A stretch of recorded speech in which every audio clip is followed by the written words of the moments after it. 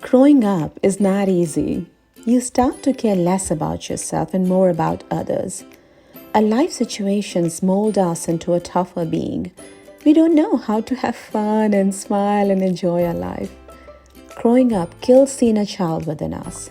We start to live so intensely that we forget that there is a soft and fun child living within us. So wake up and realize that our inner child needs to take rebirth and it needs healing. Healing your inner child is very important for a cheerful and satisfying life. And in this video, this is what we're going to learn. We're going to learn how to heal our inner child. And I have 7 essential tips for you. If you really work on them, if you earnestly and consistently work on them, my friends, I assure you that you will be able to heal your inner child. You will be able to shed the emotions and create new memories. You will emerge with ever freer, with new sense of understanding of yourself, of your life, and of your loved ones. So stay tuned till the end.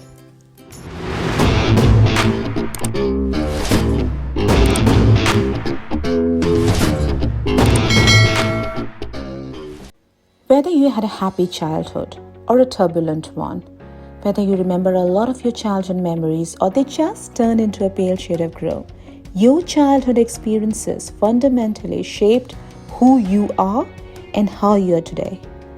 Often the baggage we carry from our childhoods can be very difficult to shake, especially when we have been exposed to deep trauma.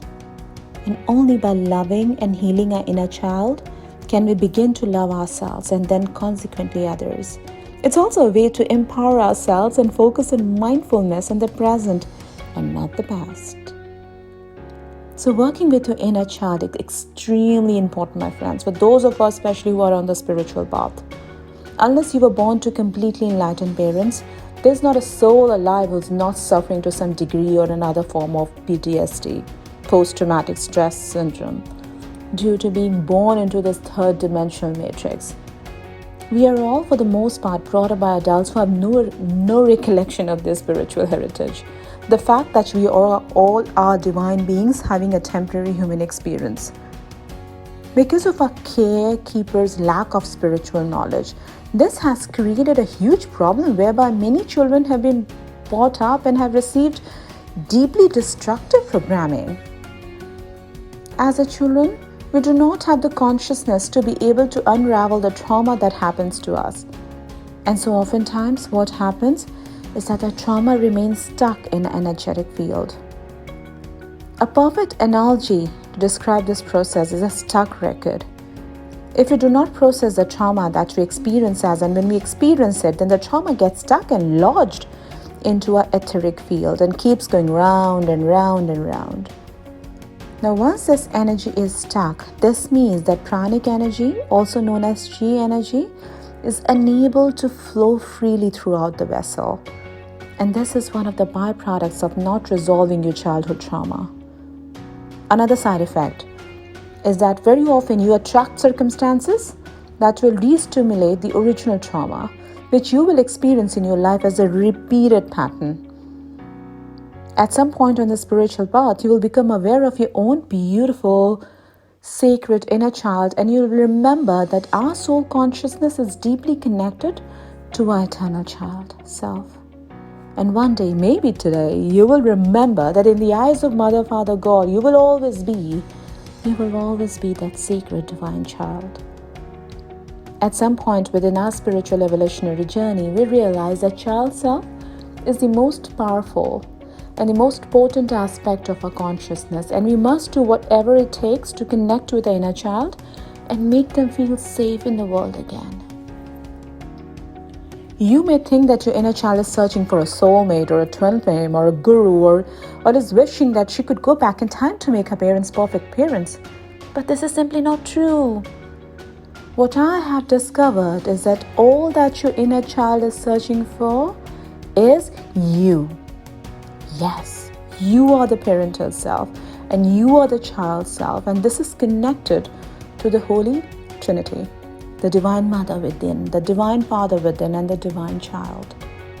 You are the eternal child, and all you have ever been searching for and praying for is your divine adult self.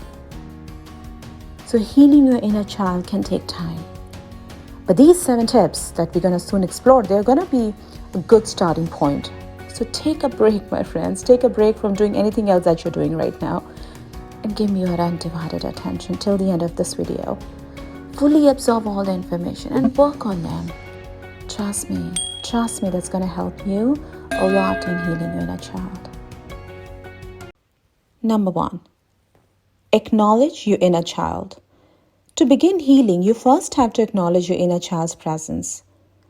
Now, Thich Nhat Hanh suggests breathing in and saying, I go back to my inner child, and then breathing out and saying, I take care of my inner child.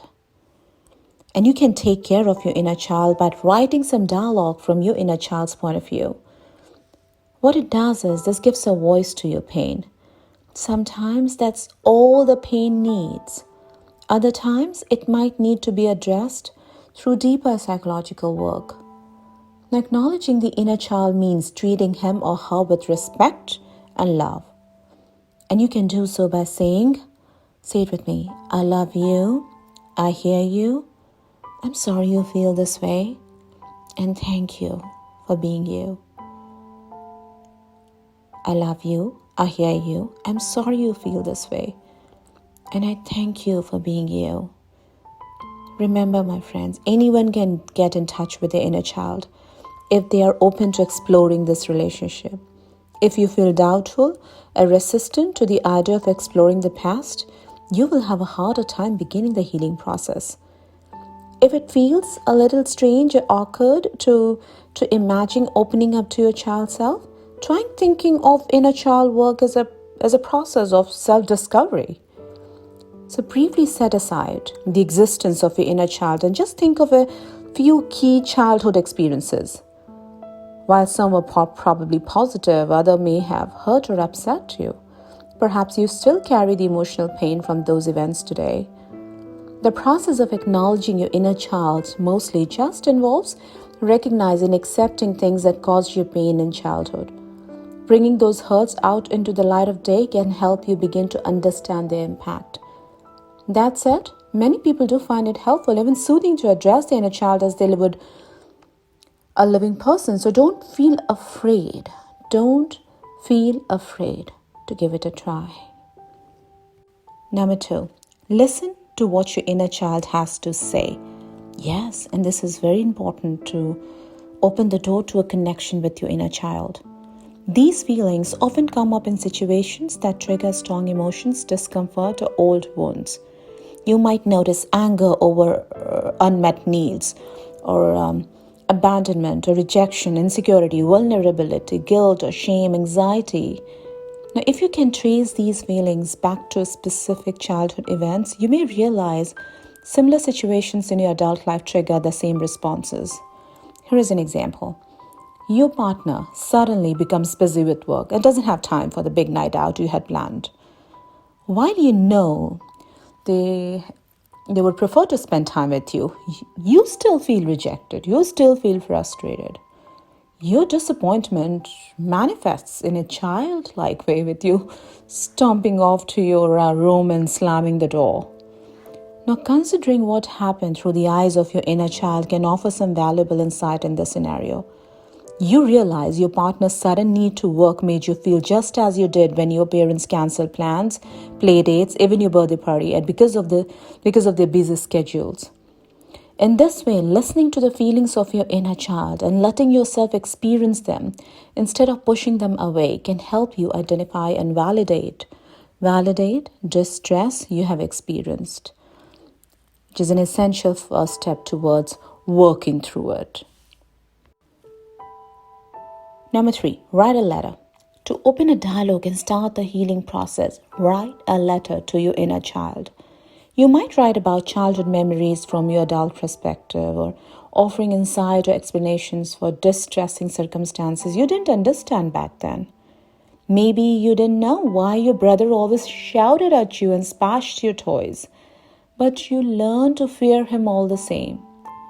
If you have since realized he experienced years of bullying and abuse, his rage may begin to make sense.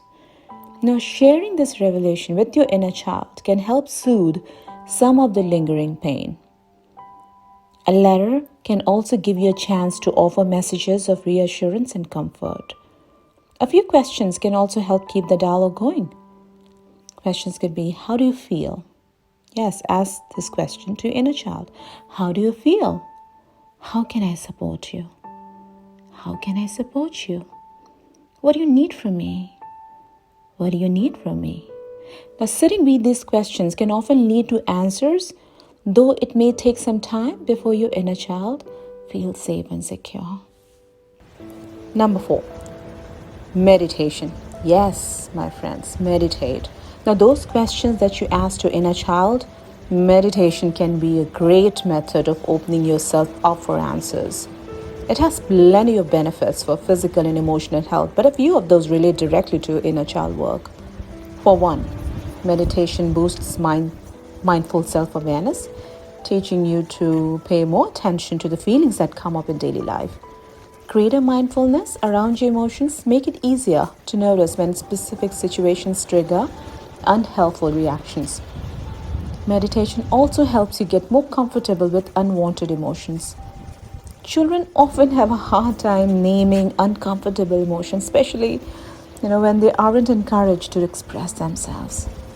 They may repress, they may bury their feelings to avoid any sort of punishment or unpraise from caregivers for being good or maintaining control. Emotions, positive or negative, are meant to be experienced. They're meant to be expressed. Repressed emotions usually just show up somewhere down the line and often in unhelpful, even harmful ways. So meditation helps you practice acknowledging and sitting with any feeling that come up in your life.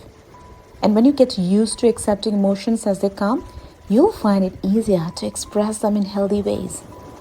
And this helps validate your inner child's feelings by sending the message that it's okay, that it's okay to have emotions. It's okay to have emotions and let them out. And I'll post a link for the meditation that will help guide you gently back in time to meet with your innocent inner child. And together you can support your scared and wounded inner child to feel better, to shift the emotions and create new memories. And you can access this meditation from the description section, or you can also access from the end screen of this video. So stick around, my friends. Number 5, journal as your inner child. Many people find journaling a great way to sort through challenging or confusing experiences and emotional turmoil. If you keep a journal, you might already get a lot of benefit from this coping strategy. Just as journaling can help you recognize patterns in your adult life that you want to change, journaling from the perspective of your inner child can help you recognize unhelpful patterns that began in childhood. Now, let me suggest to you here 2 journaling exercises. Yes, 2 journaling exercises. Number 1, set your present self aside for the moment and channel your child self. So what you're doing here, you're setting your present self aside for the moment and you're channeling your child self. Try photos or a brief visualization exercise to help recall how you felt at the specific age you're intending to explore. Okay? Now, once you're in the right mindset, write down a few memories and any emotions you associate with those events. Try not to think too carefully about what you're writing. Okay, just let the thoughts flow onto the paper as they come up. Expressing them in an unchecked way can help you get to the heart of your inner child's pain. Okay? So this is one of your journaling exercises. The other one. Number 2, write out all the things that you loved to do as a child. Did you love drawing? Did you love painting? Or climbing? Or doing Lego, or playing with dolls, writing, or playing at being a teacher, dancing? Just take a moment to list all of the things that you love to do as a child. Now, when you have completed that list, which I would like you to add too often, please, my friends, Make a promise. Make a promise to yourself that you will start doing some of these activities again. Can you make a promise? Good. Number 6, connect with your inner child by having fun. Adulthood certainly comes with plenty of responsibilities, but relaxation and playfulness are both essential components of good emotional health. If your childhood lacked positive experiences, getting back in touch with your playful side and making time for fun can help heal the pain of missing out on what you needed as a child. It's also important to enjoy small pleasures like ice cream after a walk, or games with your partner or children, and laughter with your friends. Whatever you do, making regular time for fun and lightheartedness in your life can help rekindle the positive emotions of youth. Last but not the least, understand healing an inner child is an open-ended journey. Healing doesn't always have a definite end, and it is more of an open-ended journey. You have started the process by reaching out to your inner child. Now you can cultivate this newfound awareness and continue listening for your child self's guidance as you move forward. Your child self may have more to reveal about challenges from the past, but you can also learn to become more spontaneous and playful and consider what life has to offer with a greater sense of wonder. Staying in tune with your inner child can lead to a more complete sense of self and boost confidence and motivation. So reinforce the connection you have opened by affirming your intent to continue listening, offering love and compassion, and working to heal any wounds that remain open. The bottom line here is, when needs for love, recognition, praise, and other types of emotional support go unmet in the childhood, the trauma that results can last well into your adult life. But it's never too late to heal, and that's the good news. By working on these inner child steps, it's going to help you learn to nurture your inner child, learn to express emotions in healthy ways, and increase self-compassion and self-love. And make sure to do the meditation to meet your inner child and create new memory that will bring you a deeper understanding of yourself with love, strength, and new possibilities. If you have any questions, please feel free to post them here or just send me your email. The email should be in my description box as well. I would love to see you all, my friends. I would love to see you all heal your inner child and let the real magic, healing, and transformation happen in your life. All the best.